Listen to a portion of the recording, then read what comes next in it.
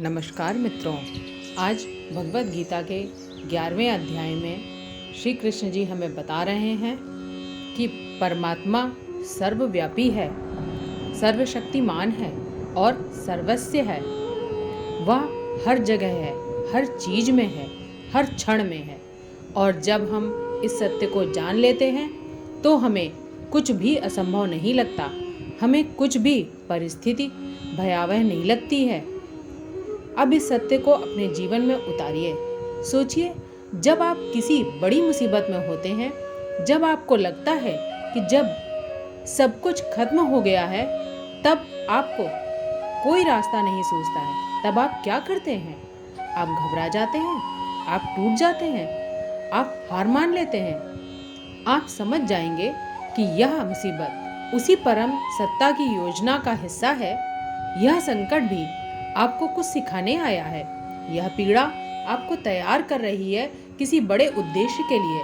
जैसे अर्जुन को युद्ध के मैदान में खड़ा करके श्री कृष्ण ने उसे तैयार किया था, वैसे ही परमात्मा हमें भी जीवन के युद्ध में खड़ा करके तैयार करता है।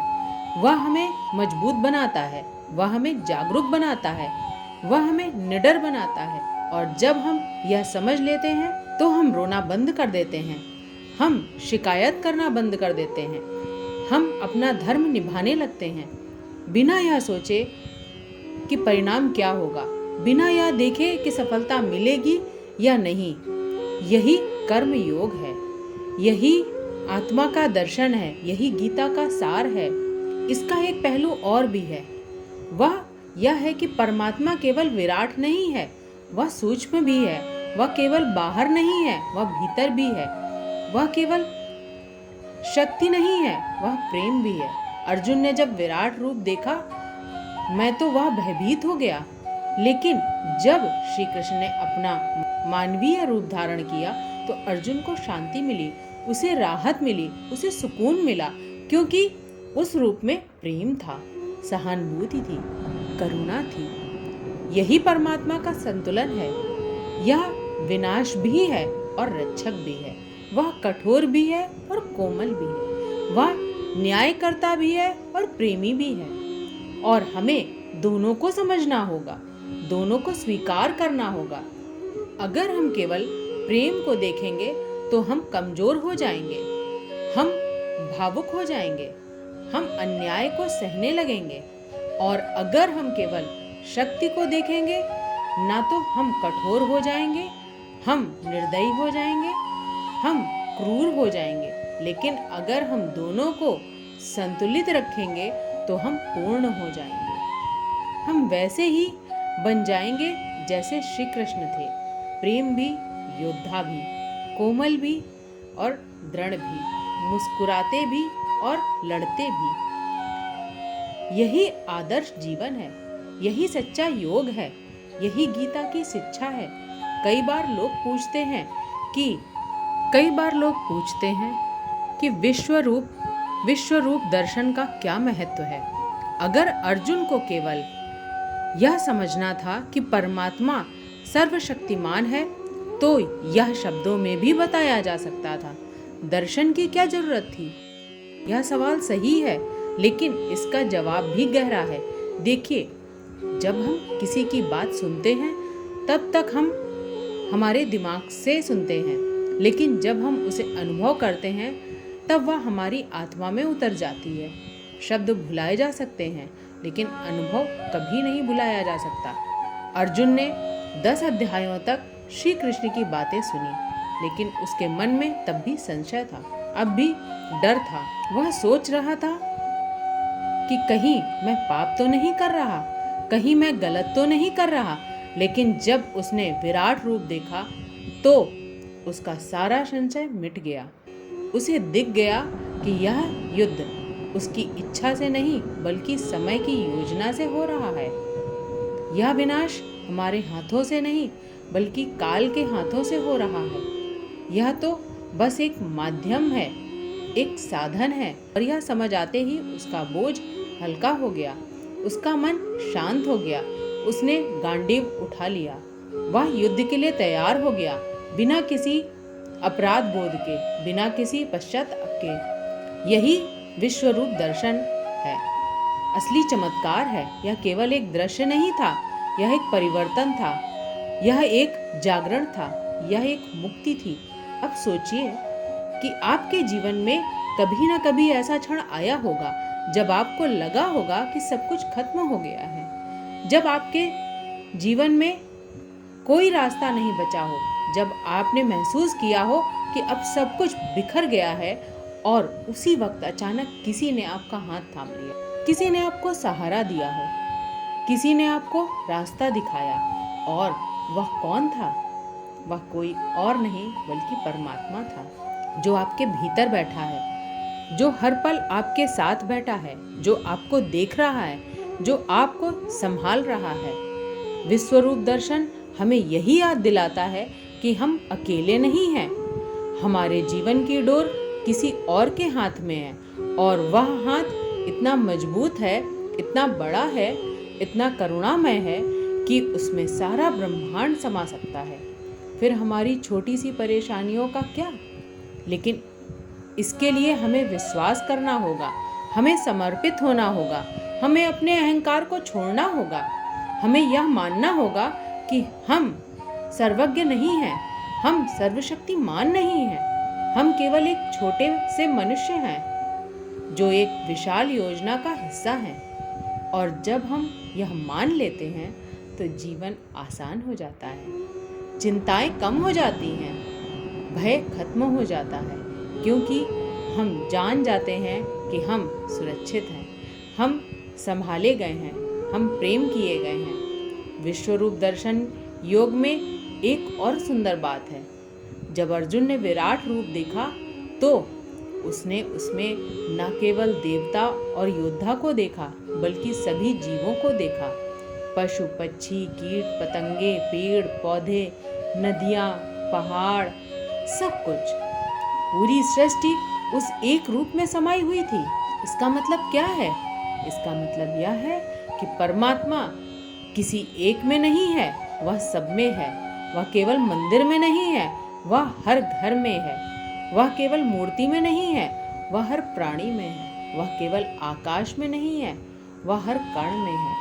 और जब हम यह समझ जाते हैं तो हमारा व्यवहार बदल जाता है। हम किसी को भी तुच्छ नहीं समझते, हम किसी को भी नीचा नहीं दिखाते, हम किसी के साथ भी अन्याय नहीं करते, क्योंकि हमें पता होता है कि उस इंसान में भी वही परमात्मा है जो हम में है। यह दृष्टि ही सच्ची भक्ति है, यह समझ ही सच्चा ज्ञान है, यह भाव ही सच्ची भावना है।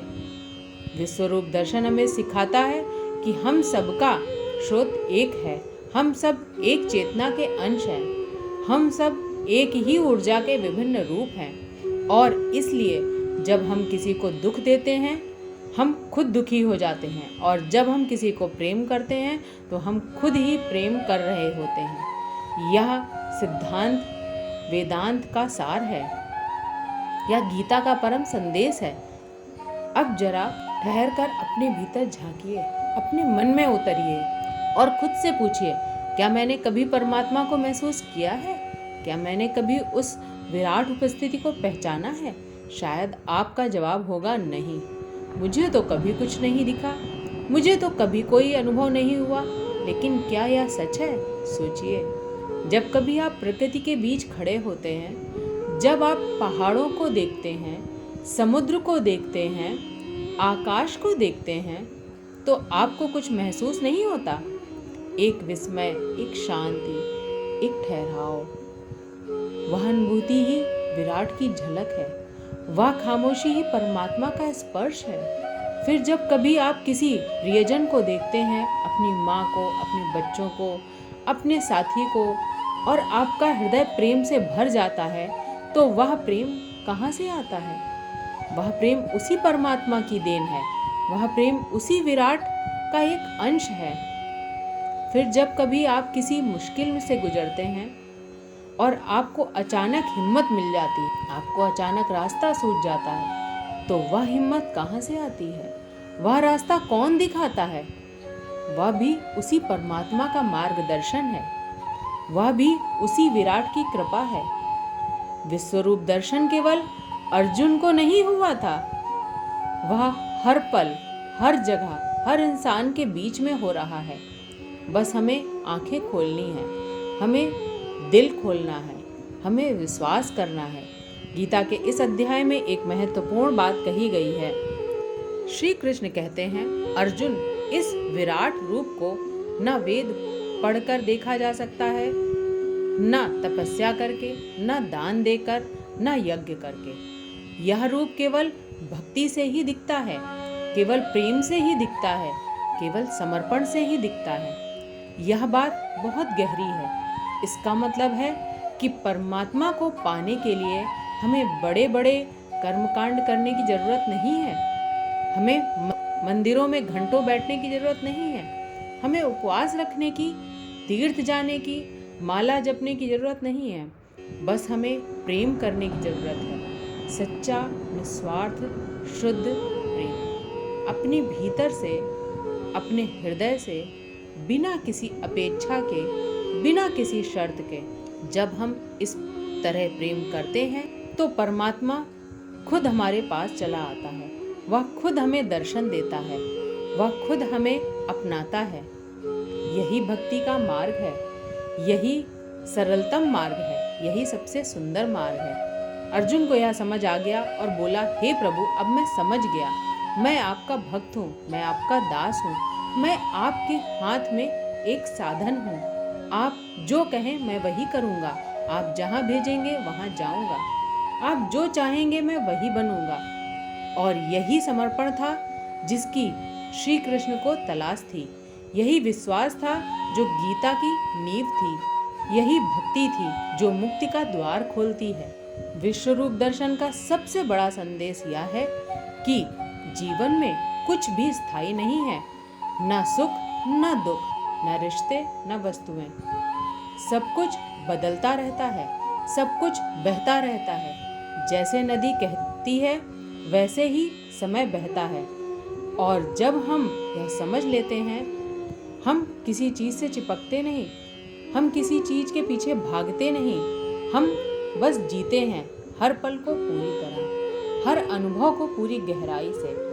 यही असली जीवन है, यही असली स्वतंत्रता है, यही असली आनंद है। अर्जुन को यह सिखाने के लिए ही श्री कृष्ण ने विराट रूप दिखाया, ताकि वह समझ जाए कि मृत्यु अंत नहीं, यह एक बदलाव है, एक नई शुरुआत है। जो आज है वह कल नहीं रहेगा, और जो कल नहीं था वह आज है। यही नियम है, यही सत्य है। और जब हम इस सत्य को स्वीकार कर लेते हैं, तब हमें मृत्यु से भय नहीं लगता, हमें हार से डर नहीं लगता, हमें नुकसान से पीड़ा नहीं होती, क्योंकि हम जानते हैं कि यह सब खेल है, यह सब लीला है, और इस लीला का रचयिता वही एक परमात्मा है जो हमारे साथ है। अब कुछ पल मौन बैठिए, आंखें बंद कीजिए और कल्पना कीजिए कि आप कुरुक्षेत्र के मैदान में खड़े हैं, आप अर्जुन हैं और आपके सामने श्री कृष्ण आप अपना विराट रूप दिखा रहे हैं। आप देखते हैं कि उस रूप में आपका अतीत है, आपके सभी अनुभव, आपकी सभी यादें और आपके सभी रिश्ते, और उसी रूप में आपका भविष्य भी है। वह सब कुछ जो होने वाला है, जो आने वाला है, और आप समझ जाते हैं कि यह सब पहले से तय है, यह सब एक योजना का हिस्सा है, और यह इस योजना में बस एक भूमिका निभा रहे हैं, एक छोटी सी लेकिन महत्वपूर्ण भूमिका। और यह समझते ही वो आपके कंधों से बोझ उतर जाता है, आपके मन से चिंता मिट जाती है, आपके हृदय में शांति उतर आती है। क्योंकि जब आप जानते हैं कि आप अकेले नहीं हैं, आप असहाय नहीं हैं, आप प्रेम किए गए हैं, आप संभाले गए हैं, यही विश्वरूप दर्शन का असली अर्थ है, यही गीता का असली उपहार है। जीवन में कई बार हम भटक जाते हैं, हम रास्ता भूल जाते हैं, हम अपना उद्देश्य खो देते हैं, और तब हम परेशान होते हैं, दुखी होते हैं, निराश होते हैं। लेकिन गीता यह याद दिलाती है कि विश्वरूप दर्शन के संदेश को याद रखें और हम कभी ना भटकें, क्योंकि हमें पता होता है कि परमात्मा हमारे साथ है, हमारे भीतर है। आज के वीडियो में बस इतना ही। वीडियो पसंद आई हो तो लाइक करें, शेयर करें और चैनल को सब्सक्राइब करें। जय श्री कृष्णा।